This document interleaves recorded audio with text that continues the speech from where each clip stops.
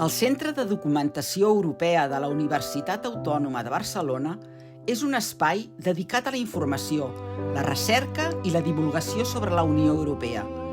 Creat l'any 1984, forma part de la xarxa oficial impulsada per la Comissió Europea i s'integra a la Biblioteca de Ciències Socials.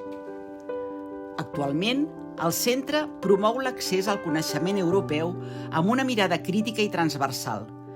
Dona suport a la docència i la investigació i acull activitats adreçades tant a la comunitat universitària com a la societat en general. El seu treball connecta l'àmbit acadèmic amb l'actualitat europea i contribueix a formar una ciutadania informada i compromesa amb el projecte europeu.